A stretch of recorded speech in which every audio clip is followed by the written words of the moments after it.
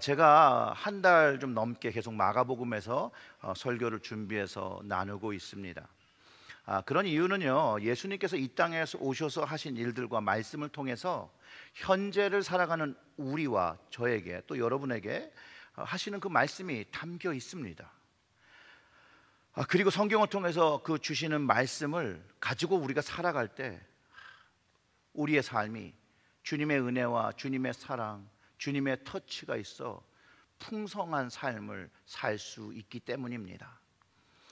지난주 말씀을 좀 기억해 보면 예수님께서 중풍 그 병자를 용서하시고 치유하시는 과정, 그리고 그것을 바라보는 사람들의 반응을 통해서 주님과 하나님께서 우리에게 진정으로 찾으시는 것이 그 중심에 있고 그 마음에 있고 그것을 깨닫게 해주셨다는 거죠. 그리고 이 마음을 하나님 앞에 이 마음, 이 중심과 마음을 어떻게 드려야 되는가에 대해서는 하나님의 말씀으로 다스리고 양육하고 그 마음과 중심을 지킬 때만이 하나님 앞에 값진 자의 모습으로, 하나님 앞에 귀한 자의 모습으로 설 수 있음을 우리가 말씀을 통해서 확인했었습니다. 오늘 우리가 읽는 그 본문의 이야기는 세리죠. 레위에 대한 이야기입니다. 이 레위라는 이름보다는 우리에게는 마태라는 이름으로 더 익숙하지요.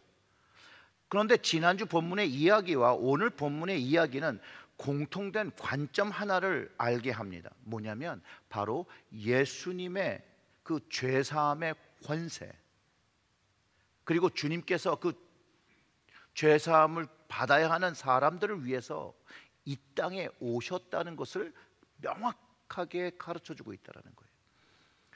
예수님이 제자들을 부르실 때 이렇게 말씀하셨습니다. 마가복음 1장 16절과 20절의 말씀을 참고하면 예수님은 이렇게 얘기해요. 나를 따르라, 나를 따르라, 이렇게 하셨습니다. 그 말씀을 읽어보겠습니다. 갈릴리 해변으로 지나가시다가 시몬과 그 형제 안드레가 바다에 그물 던지는 것을 보시니 그들은 어부라. 예수께서 이르시되 나를 따라오라, 내가 너희로 사람을 낚는 어부가 되게 하리라 하시니 곧 그물을 버려두고 따르니라. 조금 더 가시다가 세베대의 아들 야고보와 그의 형제 요한을 보시니 그들도 배에 있어 그물을 깁는데 곧 부르시니 그 아버지 세베대를 품꾼들과 함께 배에 버려두고 예수를 따라가니라. 아멘. 예수님이 어부였던 시몬과 안드레를 부르시고 그들은 예수님이 부르시는 그 음성을 듣자 그물을 두고 버려두고 따랐다라고 기록하고 있고, 또 야고보와 요한을 보고 부르시니 이번에는 그 아버지와 품꾼들과 다 함께 배에 버려두고 예수님을 따랐다라고 기록하고 있다라는 것이에요. 그리고 이들이 이제 예수님의 제자들이 되어지는 것이죠. 그리고 또 오늘 우리가 읽은 본문에서도 예수님께서 세리인 레위를 동일하게 부르시고 계시다라는 거예요. 레위 역시 다른 제자들과 같이 바로 일어나서 따랐다고 기록을 하고 있는데, 마가복음 2장 14절의 말씀을 우리 함께 읽어보겠습니다. 또 지나가시다가 알페오의 아들 레위가 세관에 앉아 있는 것을 보시고 그에게 이르시되 나를 따르라 하시니 일어나 따르니라. 아멘. 성경에서 예수님이 부르시면 다 부르는 사람들마다 예수님을 쫓았다라고 얘기합니다. 즉 예수님께서 제자들을 부르실 때 같은 패턴을 가지고 부르고 계셨고 제자들도 동일한 패턴으로 응답하고 있음을 우리는 알 수 있습니다. 자, 오늘 혹시 예수님께서 우리에게 오셔서 나를 따르라 라고 말씀하신다라면 여러분들은 하고 있던 일들을 즉시 멈추고 그 자리에서 일어나 주님을 따라가실 수 있겠습니까? 조용하시네요. 자신의 삶과 가족을 뒤로 하고 제자들이 쫓았는데요, 우리들은 그렇게 할 수 있겠습니까? 라는 질문들을 해봐야 된다는 거예요. 그리고선 우리가 한번 확인해 봐야 될 게 있는 게 뭐냐면, 주님이 지금 부르시는데 내가 주님의 그 부르심에 바로 응답하지 못하게 하는 상황이라든지, 혹시 주님께 나아가는데 내 발목을 붙잡고 있는 게 무엇인지를 좀 확인해야 한다는 거예요. 그것을 확인할 때 내가 이제 주님을 따르기 위해서 순순히 따라갈 수 있는 방법을 찾을 수 있게 된다는 거거든요. 그리고 그 방법을 찾기 위해서는 우리는 성령님께 지혜를 구해야 한다는 거예요. 성령님께 지혜를 구하며 오늘 말씀이 어떤 모양이라도 내 삶에 적용이 되어서 주님이 기뻐하시는 모습으로 성장하고 주님의 말씀에 응답하며 주님을 따를 수 있도록 우리가 성령님께 기도해야 한다는 거예요. 레위는요, 예수님께서 부르시니까 자기가 하던 일, 세관에서 하던 일을 뒤로 하고 그 돈 버는 일을 뒤로 하고 예수님을 따랐다고 하고 있어요. 그 다음에 일이 예수님을 집으로 초대한다는 거예요. 집으로. 그리고 자기의 친구들과 함께 식사를 하였다고 기록하고 있다는 거예요. 그가 주님을 따르겠다라고 결정한 후에 그는 그의 집으로 예수님을 초대하고 있다는 거예요. 사실상 우리가 믿음을 가질 때도 예수님을 구주로 고백한 후에는 예수님을 우리의 가정으로 초대하여 우리의 주인이 되어 주시기를 고백하는 것과 같은 맥락이라고 보시면 좋겠습니다. 자, 그런데 오늘 본문은 15절은 이렇게 얘기하고 있습니다. 그의 집에 앉아 잡수실 때에 많은 세리와 죄인들이 예수와 그의 제자들과 함께 앉았으니 이는 그러한 사람들이 많이 있어서 예수를 따름이로라. 성경은요, 레위 집에 모인 사람들이 많은 세리들 또 죄인들이 예수님과 그 제자들과 함께 앉았고 이 세리와 죄인들이 예수님을 따르고 있었다라고 기록하고 있다는 거예요. 세리이든 죄인들이든 이들은 주님을 따르고 있는데 바리새인 서기관들은 이들과 함께 하지 못하는 사람들이거든요. 왜냐하면 율법에 따라서 세리도 죄인이고 죄인도 죄인인 사람들, 그래서 이런 죄인들과 어울려 식사하는 것을 치욕처럼 여겼는데 아니나 다를까 주님이 그들과 함께 하시니 이제 시비를 걸고 있다는 거예요. 시비를. 16절에 그렇게 기록하고 있죠. 바리새인의 서기관들이 예수께서 죄인 및 세리들과 함께 잡수시는 것을 보고 그의 제자들에게 이르되 어찌하여 세리 및 죄인들과 함께 먹는가? 이 바리새인들은요, 서기관들은 외적 경건을 너무나도 중요하게 여겼어요. 보여지는 것을 너무 중요하게 해서. 그래서 생명처럼 여겨서 율법과 규례를 어기는 사람들은 다 죄인으로 정죄했다라는 것이죠. 그러면서 예수님과 그 제자들이 그 세리인 죄인들과 또 다른 죄인들과 함께 먹고 있는 것을 보니 판단하는 거예요. 판단하는 거. 그러면서 예수님이 어찌하여 세리와 죄인들과 먹는가? 도대체 이해할 수가 없다는 태도로 보이는 것입니다. 오늘 본문 이전에 중풍병자를 고쳐주실 때도 죄사함의 권세로 용서하신다고 할 때 이들은 동일하게 반응했습니다. 신성모독이라고 했고 예수님을 판단하면서 예수님을 정죄했죠. 그런 그들에게도 예수님은 그들의 생각과 그 마음을 바꿔주시기 위해서 그들의 생각으로 가장 어려운 것, 중풍병자가 일어나 걸으며 자기 자리를 가지고 집으로 돌아가는 치유의 기적을 보여주시면서 주님께서 말씀하신 죄사하는 권세가 있음을 가르쳐 주셨다는 거예요. 오늘 본문이 같은 선상에 있는 거예요. 예수님께서 이런 바리새인과 서기관들의 마음을 모르시는 게 아닙니다. 주님은 이미 아시죠. 이미 주님은 레위 집에 가기 전에 거기 가서 식사를 하면 쟤네들이 또 온갖 비방으로 나를 모함할 걸 알았지만, 예수님을 모함할 걸 알았지만 찾아가신 거라니까요. 찾아가신 거. 왜냐하면 주님은 죄인들을 위해서 오셨다라고 말하고 있어요. 그러면서 주님께서 왜 그들이 정죄한 서기관들과 바리새인들이 정죄한 죄인들과 함께 하여야 하는 이유를 가르쳐 주시는데 17절의 말씀에 그 답이 있는 거예요. 우리 함께 읽어보겠습니다. 예수께서 들으시고 그들에게 이르시되 건강한 자에게는 의사가 쓸데없고 병든 자라에게 쓸데 있느니라. 나는 의인을 부르러 온 것이 아니요 죄인을 부르러 왔노라 하시니라. 아멘. 주님은요 이 땅에 죄인들을 위해서 왔다라는 거예요. 그러더니 뭐가 문제냐? 죄인들이랑 있는 게 너무나도 정상적인 일이다라고 말씀하시는 거죠. 그리고 게다가 나는 죄 사하는 권세가 있다, 내가 용서하면 된다 라고 말해주는 것이죠.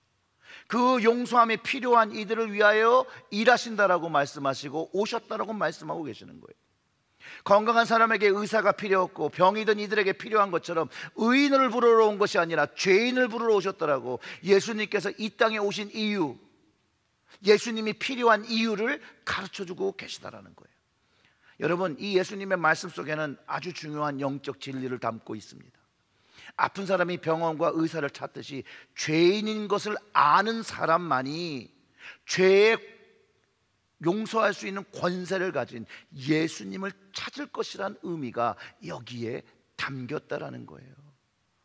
그리고 15절을 다시 보면요 이렇게 돼 있어요. 그의 집에 앉아 잡수실 때에 많은 세리와 죄인들이 예수와 그의 제자들과 함께 앉았으니 이는 그러한 사람들, 죄가 많은 사람들이 많이 있었고 그들이 예수를 따름이러라, 이렇게 기록하고 있다는 거예요. 주님께서 세리와 죄인들을 찾아가셨을 때 성경은 이들이 주님을 따랐다라고 기록하고 있어요. 여러분, 스스로 죄인임을 인정하는 사람들만이 죄의 용서를 받기 위해 레위 집에 모여 있다는 것으로 우리가 이해할 수 있다는 거예요. 여러분, 우리가 교회에 모인 것도, 더 나아가 주님께, 하나님께로 나오는 이유가 우리 스스로가 죄인임을 알기 때문에 이 죄의 문제를 하나님의 방법으로 십자가의 은혜로 해결해야 되는 것을 알기 때문에 주님으로 나오는 것 아닙니까? 내가 스스로 아프다는 것을 인식할 때 병원을 찾게 되는 것과 같은 이치인 거죠. 내가 죄인인 것을, 내가 영적으로 치유가 필요하다는 것을 알 때, 내가 주님 앞에 죄인인 것을 인정할 때 우리는 예수 그리스도가 필요함을 알고 그분이 계신 곳으로 찾아가고 그 주님을 따르게 된다는 거예요. 그런데 더 은혜는 우리가 주님을 찾아가기 전에 이미 주님이 우리를 위해서 오셨다라는 거죠. 오셨다라는 거. 내가 나 스스로 죄인이며 용서받고 구원받아야 할 줄을 모를 때에 이미 주님은 우리를 찾아오셨다는 거예요. 죄인들을 찾아오셨다는 거예요. 그리고 그 죄를 용서해 주시기 위해 십자가를 지셨다는 거예요. 십자가의 권세로 치유도 주시고 또 삶의 방향을 잃어버린 사람들에게 방향을 가르쳐주며 하나님 나라를 쫓아 살아야 할 것, 천국을 쫓아야 살아갈 그 방향성도 가르쳐주시고 주님을 따르라고 가르쳐준다는 거예요. 그리고 우리가 그 주님의 말씀을 들으며 주님의 용서를 받으며 주님께서 주신 그 방향성에 천국의 은혜를 경험할 때 우리는 우리 스스로가 각자 은혜 받았다라고 표현한다는 거예요. 은혜 받았다. 내가 뭔가 이룬 것이 아니고 거저 내가 한 것이 아닌데 주님께서 주셨기 때문에 내가 은혜 받았다라고 하는 거예요. 그런데 거기에는 주님을 비판하고 주님의 방식을 폄하하는 바리새인들과 서기관들이 있었는데 그들은 스스로 죄인이라고 알지 못했죠. 인정하지 않았죠. 그래서 용서받아야 함도 몰랐다라는 거예요. 다른 말로 하면 예수님으로부터 받은 은혜가 없는 사람들이었다는 거예요. 그런 반면 제자들, 레위, 또 거기 있는 죄인들, 주님을 따른 사람들의 공통점은 주님으로부터 받은 은혜가 모두 있었다는 거예요. 치유함을 받은 사람도 있었고 죄사함을 받은 사람도 있었고, 그리고 그 주님의 십자가의 죄사함이 결국 하나님 앞에 거룩한 자녀가 되는 권세와 하늘나라의 유업과 영원한 생명을 얻었다는 것을 알게 될 때 정말로 내가 받을 수 없는 은혜를 받았구나 라고 인정하며 변화하기 시작한다는 거예요. 변화하기 시작. 은혜 받은 사람이 말하는 것과 행동하는 거는요, 은혜 받지 않은 사람이 행동하는 것과 말하는 것과 다릅니다. 천지 차이가 있습니다. 천지 차이, 하늘 땅 차이가 있을 정도로 달라야 하는 거예요. 왜냐하면 영국의 신학자 데니얼 스트레인지라는 교수님이 계세요. 닥터 스트레인지 아닙니다. 데니얼 스트레인지예요. 데니얼 스트레인지. 그분의 책 복음과 문화 사이에란 책에서 율법은 처벌의 위협으로 동기를 유발하는 반면 은혜는 기쁨의 약속으로 동기를 유발한다. 초대받은 느낌으로 세상 속으로 들어갈 수 있다? 근데 이것은 우리 아버지의 세상이다. 왜냐하면 용서받은 사람들이거든요. 그리고 하나님의 자녀가 됐기 때문에 하나님의 세상으로 들어가 산다는 거예요. 죄의 모양은 다 다르죠. 하지만 죄가 없는 사람들은 여기에 한 사람도 없어야 합니다. 그런데요, 죄의 모양과 죄의 질이 다 다른데 우리가 다 같이 똑같이 누리는 게 동일한 은혜를 받았다라는 거예요. 여러분, 동일한 용서함을 받았다라는 것이에요. 그리고 이 스트레인지 그 교수님이 말씀하신 것처럼 내가 받은 은혜가 있기 때문에 새로운 동기가 유발된다는 거예요. 이게 무슨 얘기냐면 주님께서 나를 사랑하시고 나에게 은혜 주신 것을 내 마음속에 받았기 때문에 이제 주님, 제가 좀 다른 모습으로 살아보겠습니다. 이전의 모습이 아니라 이제는 주님의 은혜를 받았으니 새로운 모습으로 살고 싶어요. 그러면서 예수님을 더 사랑하게 되고 그 예수님을 보내주신 하나님께 감사하게 되고 그리고 내 삶에 있으신 그 하나님을, 그 예수님을, 그 성령님을 환영하는 거예요. 환영하는 거. 그리고 그분과 교제하는 것이죠. 이 정도쯤 되면 그분이 말씀하시면 이제 팥으로 메주를 쓴다고 해도 그분의 말씀을 신뢰하게 됩니다. 근데 반대로요, 은혜를 받지 못한 이 바리새인이나 서기관들 같으면 콩으로 메주를 쓴다고 해도 믿지 않는 것이죠. 콩으로 어떻게 메주를 써? 고지 듣지 않는 마음이 되는 거예요. 오늘 말씀 속에 모든 그리스도인들, 믿는 자들에게 구원받은 자들에게 주는 도전이 있습니다. 바로 은혜 받은 사람들은 새로운 동기부여를 받음으로 주님을 따라가야 한다는 거예요. 물론 주님을 따라가는 그것도 각기 직분과 직책에 따라 다르게 가겠지요. 주님이 부르신 소명이 다르니까. 그러나 주님의 제자로 부르신 사람도 있고 주님이 불러주시지 않은 사람들도 있는데요, 성경에는 주님이 불렀던, 주님이 불러주지 않았던, 용서받고 주님의 은혜를 받은 사람은 모두 주님들을 쫓아다니고 있었다는 거예요. 그들의 공통점이 주님께 은혜 받았고 주님께 용서받았고 주님께 치유받은 사람들이라는 거예요. 그들은 주님을 쫓게 돼 있다는 거예요. 여러분들도 이런 경험이 있으실 겁니다. 제 인생에, 여러분 인생에 예수님이 처음 왔을 때를 한번 기억해 보시기 바랍니다. 저 같은 경우에는요, 제 인생이 완전히 망가졌을 때, 실패했다라고 생각하고 정말 망한 인생을 살고 있었고 정말 희망이라고는 하나도 없고 내가 할 수 있는 것도 없고 정말 삶을 자포자기하고 싶은 그런 마음. 왜냐하면 살아갈 목적도 없어요. 방향도 모르겠어요. 전혀 없었거든요. 그런데 주님이 찾아오시니까, 그리고 주님께서 불러주시니 왜 레위가, 또 베드로가, 또 다른 제자들이, 또 다른 죄인들이 자기의 것들을 모두 멈추고 뒤로 하고 가족을 뒤로 하고 주님을 쫓은 이유가 뭔지는 알겠다라는 거예요. 여러분들 동일한 것을 가져야 한다고 저는 믿습니다. 예수님을 대면하면서 정말 제 스스로 죄인인 걸 알게 되었고, 이 죄인을 불러서 회개시켜 주시고 용서하여 주심을 그것도 한 번이 아니라 주님을 만남부터 지금까지 주님이 용서하시는 은혜를 누리고 있다는 것이죠. 저는 그 당시에요, 주님이 저한테 찾아오셨을 때는 뭐 베드로나 레위가 가진 것처럼 그물도 없었어요. 버릴 것조차도 없고, 제 스스로도 쓸모없는 사람이라고 말하고 있을 때 주님의 은혜는요, 제가 쓸모가 있다라는 거예요. 제게는 주님께 드릴 명예도 없었고, 돈도 없었고, 능력도 없었고, 아무것도 이뤄놓은 것도 없는데 주님께서 찾아와 주시니 뭐 조그만 거 하나 시켜주셔도 주님, 제 인생을 바쳐서 주님을 쫓겠습니다.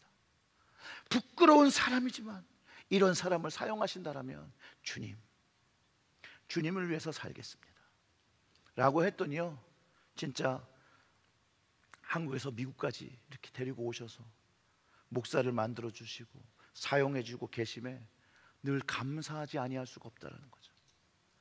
오늘 마가복음에도 동일한 말씀이 사실 누가복음에도 있는데요, 조금 다른 부분이 있어서 확인해 보기를 원합니다. 누가복음 5장 31절과 32절의 말씀인데요, 똑같은데 조금 달라요. 예수께서 대답하여 이르시되 건강한 자에게는 의사가 쓸데없고 병든 자에게야 쓸데있나니 내가 의인을 부르러 온 것이 아니요 죄인을 불러, 다 여기가 어디가 다르죠? 회개시키러 왔노라. 주님은 그 찾아온 죄인에게요, 용서도 해주시지만 회개도 하라는 거예요. 회개도.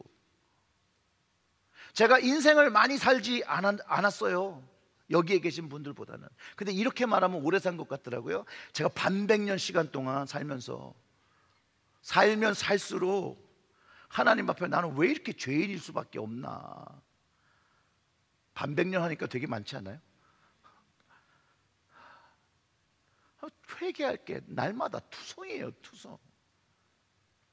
그럼에도 불구하고 용서하신 주님의 은혜가 새로운 동기를 유발한다는 거예요. 새로운 마음을 갖게 한다는 거예요. 하나님 앞에 여전히 죄인의 모습을 갖고 있는데 이 죄인의 모습에서 탈피하여 회개해서 새로운 영과 새로운 마음을 받고 싶어하는 새로운 동기를 받게 되고 새롭게 살고자 하는 마음, 그래서 주님께 더 가까이 나아가고자 하는 마음을 주신다라는 거죠. 여러분들이 가진 마음입니다. 저만 가진 마음이 아니에요. 그래서 오늘도 은혜를 구하고 오늘도 용서를 구하고 이런 자를 써주시는, 우리 이런 자에게 은혜 주시는 주님께 감사를 드리는 거죠. 저는 저의 부족함을 잘 압니다. 죄도 압니다. 그래서 저는 주님이 오늘 꼭 필요한 거예요. 여러분들은 주님이 필요하십니까? 저는 주님이 필요하기 때문에 이 예배의 자리로 나옵니다. 주님께로 나옵니다. 주님 없이 살 수가 없어요. 주님 없이 살 수가 없어요. 여러분, 이런 상상을 한번 해보십시오. 주님이 없는 삶, 너무나도 숨막힌 삶이에요. 너무나도. 주님과 영적 교제가 끊어지고 영적인 호흡이 끊어지면 주님 주신 은혜와 평안이 다 사라집니다. 그러면 세상의 두려움이 다시 연습하는 거죠. 죄의 굴레가 다시 발목을 잡는 거죠. 그래서 그것을 끊어내야 되는 거예요. 그러기 위해서 주님의 그분의 이름을 부르는 거예요. 예수 그리스도, 예수 그리스도, 그분의 이름을 부르는 거예요. 사랑하는 성도 여러분, 오늘 저만 주님이 필요한 것입니까? 여러분들은 주님이 필요하지 아니하십니까? 주님이 여러분들을 불러주길 원하십니까? 주님이 부르면 갑자기 불편하십니까? 왜 부르시지? 여러분, 주님이 불러주시면 너무 좋아서 내가 가진 것이라도 모두 뒤로 하고 주님을 쫓는 놀라운 은혜와 축복을 경험해야 한다는 거예요. 그래야 주님 앞으로 더 나아갈 수 있는 거예요. 근데 거기 나아가면요, 세상에서 내가 찾고자 하는 그런 영광보다 더 큰 영광이 여기 안에 있다는 거예요. 사랑하는 성도 여러분, 오늘도 주님으로부터 용서와 사랑의 은혜를 받으시고 여러분의 인생을 맡기시고 그 주님의 은혜가 주는 새로운 동기를 가지고 새로운 마음을 가지고 새로운 영을 가지고 하나님과 교제하며 하나님을 찬양하며 하나님과 함께하는 여러분들이 되시길 주님의 이름으로 축원합니다. 아멘. 기도하겠습니다.